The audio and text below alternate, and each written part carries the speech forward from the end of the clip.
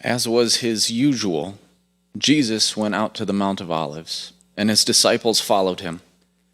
On reaching their place, he said to them, "Pray that you will not fall into temptation."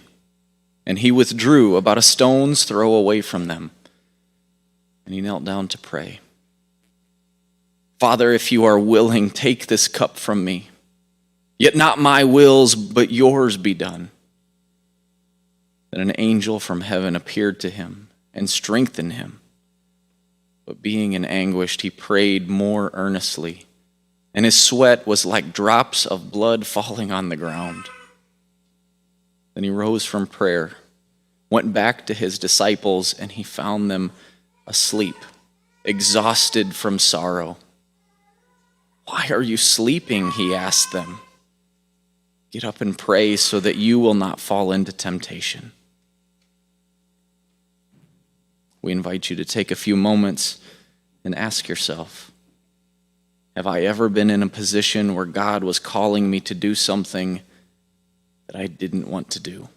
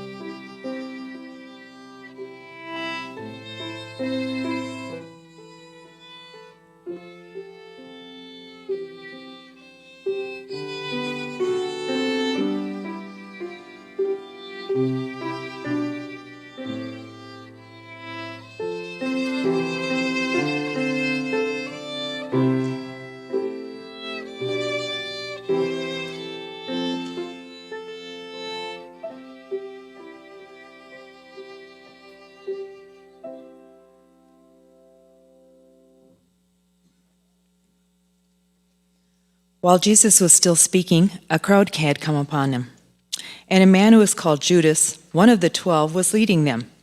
As he approached Jesus to kiss him, Jesus asked him, "Judas, are you betraying the Son of Man with a kiss?" When Jesus' followers saw that what was going to happen, they said, "Lord, should we strike him with our swords?" And one of them struck the servant of the high priest, and he cut off his right ear. But Jesus answered, "No more of this." And he touched the man's ear, and he healed him. Then Jesus said to the chief priests, the officers of the temple guard, and the elders who had come for him, "Am I leading a rebellion, that you have come with your swords and your clubs? Every day I've been with you in the temple courts, and you did not lay a hand on me then.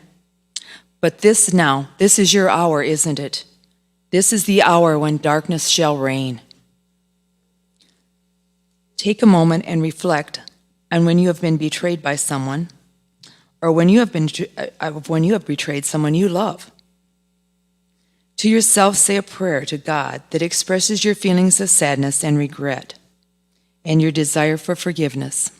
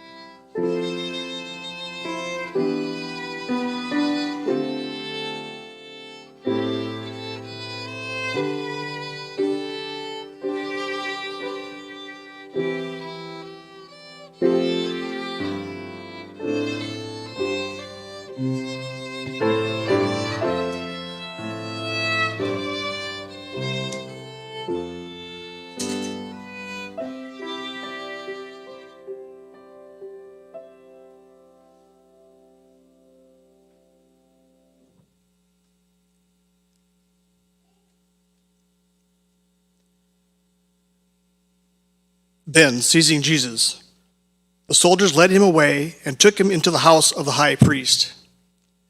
Peter followed at a distance, and then some were there, had kindled a fire in the middle of the courtyard and sat down together. Peter sat down with them. A servant girl saw him and seated there in the firelight.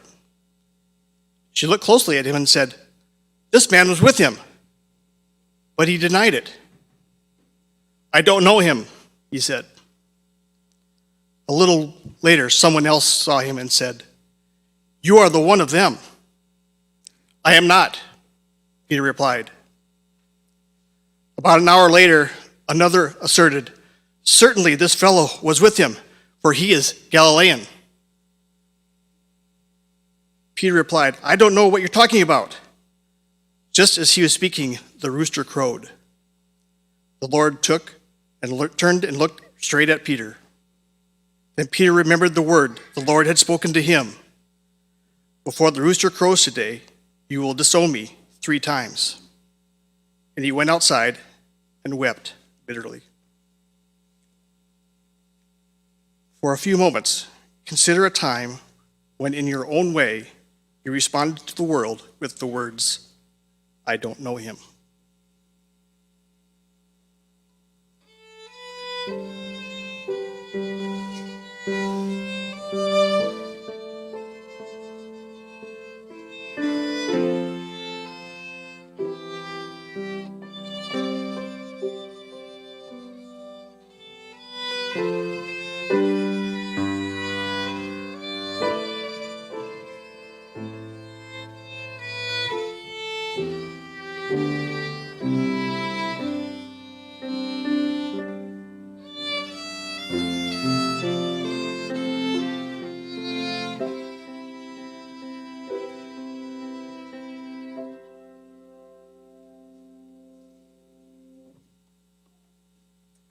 At daybreak, the council of the elders of the people, both the chief priests and the teachers of the law, met together, and Jesus was led before them. "If you are the Messiah," they said, "tell us." Jesus answered, "If I tell you, you will not believe me. And if I asked you, you would not answer. But from now on, the Son of Man will be seated at the right hand of the mighty God." They all asked, "Are you then the Son of God?" He replied, "You say that I am." Then they said, "Why do we need any more testimony? We have heard it from his own lips." Then the whole assembly rose and led him off to Pilate. And they began to accuse him, saying, "We have found this man subverting our nation. He opposes payment of taxes to Caesar and claims to be Messiah, a king." So Pilate asked Jesus, "Are you the king of the Jews?" "You have said so," Jesus replied. Then Pilate announced to the chief priests and the crowd, "I find no basis for a charge against this man."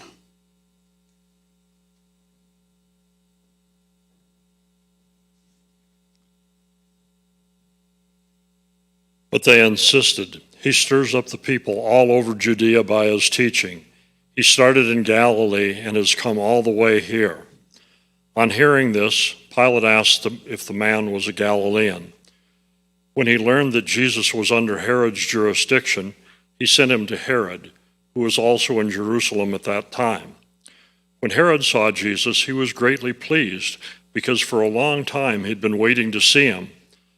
From what he had heard about him, he'd hoped to see him perform a sign of some sort. He plied him with many questions, but Jesus gave no answer. The chief priests and the teachers of the law were standing there, vehemently accusing him. When Herod and his soldiers ridiculed and mocked him, dressing him in an elegant robe, they sent him back to Pilate. That day, Herod and Pilate became friends. Before then, they had been enemies. When Pilate was sitting in the judge's seat, his wife sent a message to him. "Don't have anything to do with that innocent man, for I have suffered a great deal today in a dream because of him." But the chief priests and the elders persuaded the crowd to ask for Barabbas and to have Jesus executed. "Which of the two do you want me to release to you?" asked the governor. "Barabbas," they answered.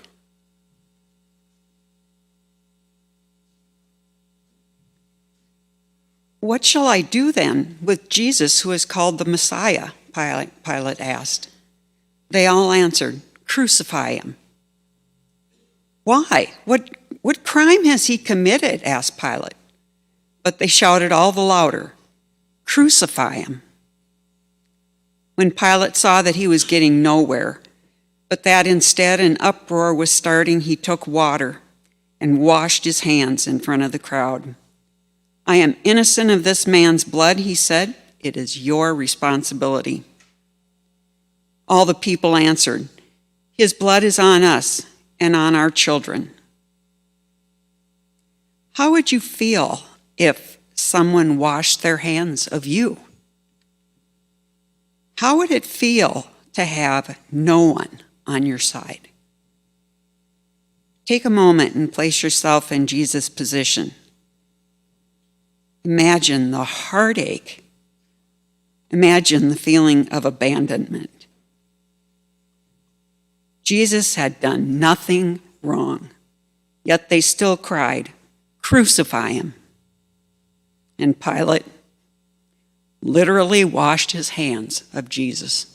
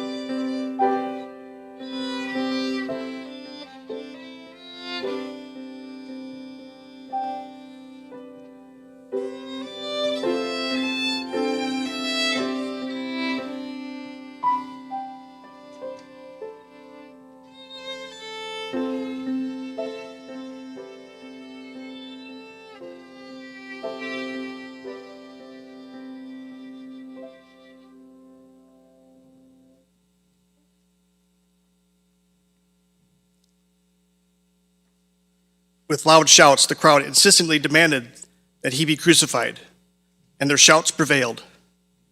So Pilate decided to grant their demand. He released the man who had been thrown into prison for insurrection and murder, the one they asked for, and surrendered Jesus to their will.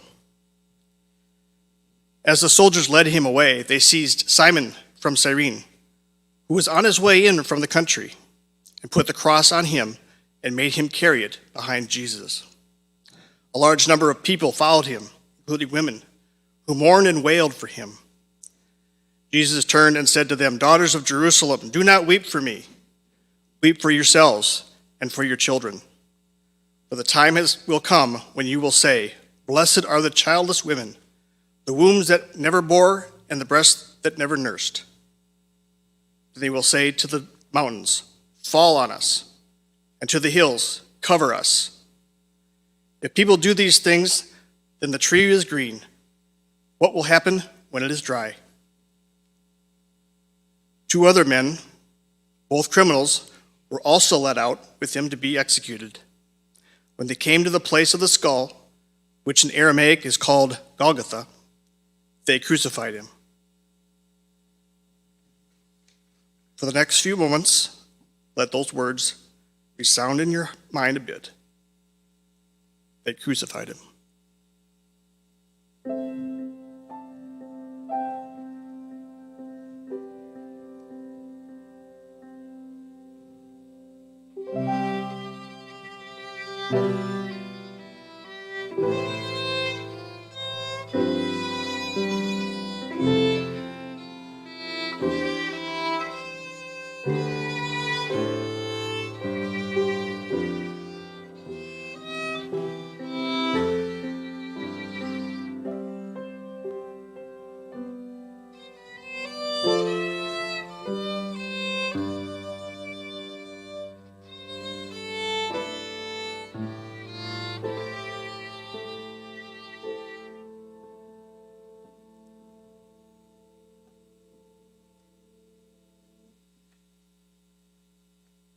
It was now about noon, and darkness had come over the whole land until 3 in the afternoon, for the sun had literally stopped shining. The curtain of the temple was torn in two. And with that, Jesus cried out in a loud voice, "Father, into your hands I commit my spirit." And when he had said this, he breathed his last.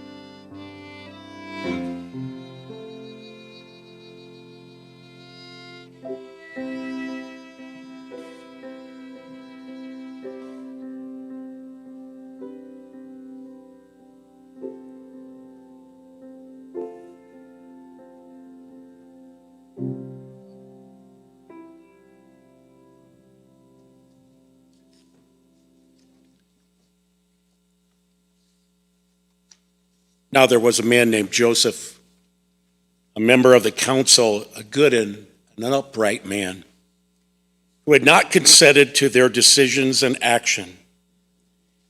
He came from the Judean town of Arimathea, and he himself was waiting for the kingdom of God. Going to Pilate, he asked for the body of Jesus. Then he took it down, he wrapped it in linen cloth, and then placed it in a tomb cut in the rock, one in which no one had yet been laid. And it was preparation day, and the Sabbath was about to begin. And the women who had come with Jesus from Galilee followed Joseph, saw the tomb, and how his body was laid in it. Then they went home and prepared spices and perfume.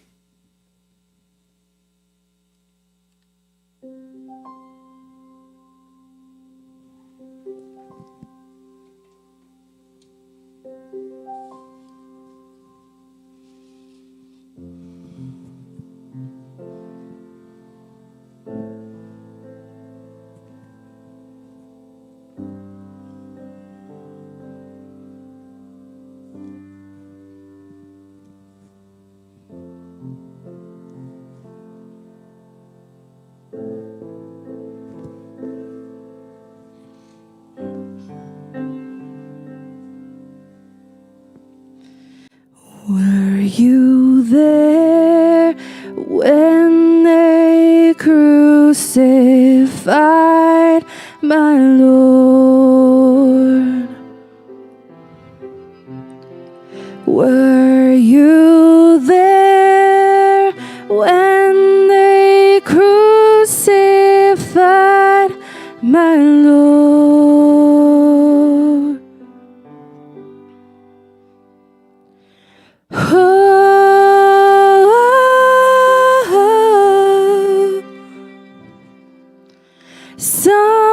Sometimes it causes me to tremble, tremble, tremble. Were you there when they crucified my Lord?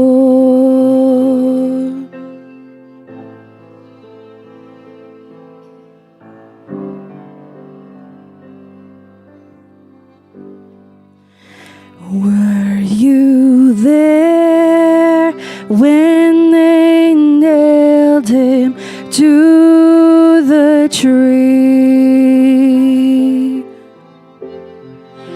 Were you there when they nailed him to the tree?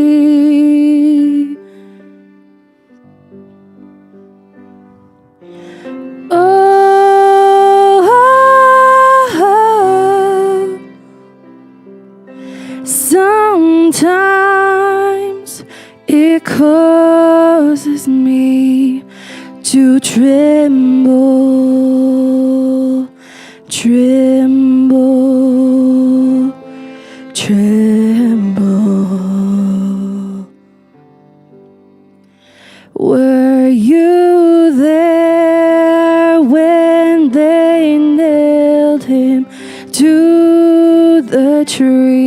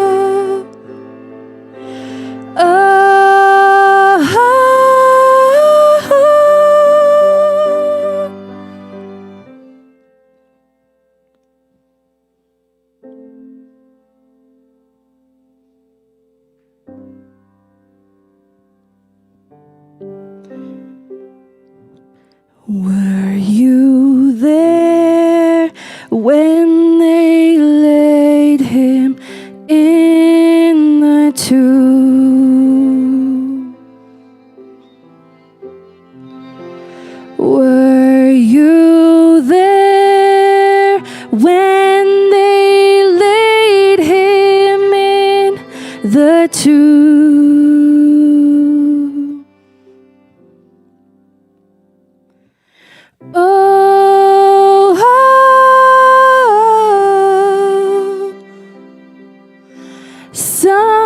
Sometimes it causes me to tremble,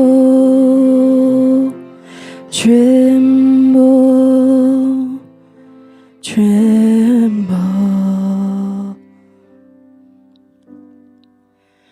Were you there when they laid him in the tomb?